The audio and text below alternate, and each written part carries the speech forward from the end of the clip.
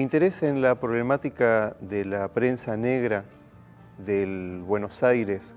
de fines del siglo XIX me interesó porque es un periodo muy poco estudiado. Estamos hablando del periodo entre 1873 y 1882, que abarcan los periódicos. Constituye un periodo bisagra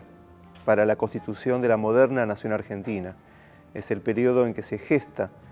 los ideales identitarios y políticos y sociales de lo que hoy constituye la Argentina, que se instrumentó a través de la generación del 80, una promoción de intelectuales y gobernantes que singlaron lo que es la Argentina moderna. Lo que venía estudiando como antropólogo es el presente de la comunidad afroporteña, una comunidad que a su vez se le había dado por desaparecida hace más de un siglo, y en realidad es una comunidad que está viva, es una de las minorías étnicas de nuestra ciudad, y venía estudiando el presente de esta comunidad. Ante la ausencia de una narrativa sobre el pasado finisecular y ante la presencia de rasgos narrativos en la memoria oral de los afroporteños actuales sobre este periodo, me vi en la necesidad de hacer un estudio de fuentes documentales, en el caso de la prensa negra, que ha publicado, se calcula, una veintena de periódicos en ese periodo. Hice un estudio sobre 4 de esos periódicos, que son La Juventud, La Broma, La Igualdad y El Aspirante. Este periodo es un periodo lleno de contradicciones y de inconsistencias que, tratando de leer la voz de los grupos hegemónicos, quizás no podamos comprenderla en su totalidad, de manera holística, pero leyendo la voz de los grupos contrahegemónicos, de los grupos dominados, viendo como a contrapelo los discursos de la época, yo encontré por lo menos 2 inconsistencias de esta narrativa que tejía la invisibilidad y la irrelevancia biológica y cultural de los afroporteños a fines del siglo XIX. La primera es que ya a partir de 1863 se comienza a decir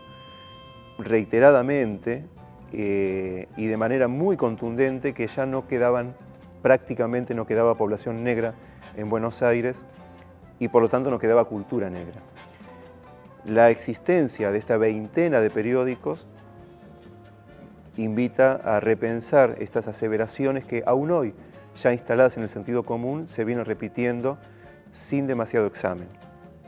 La segunda inconsistencia es la gran necesidad de los políticos de la época, fundamentalmente los candidatos a la presidencia de la nación, en ganarse el favor de la población negra para conseguir sus votos. Hay encendidos debates en algunos de estos periódicos trabajados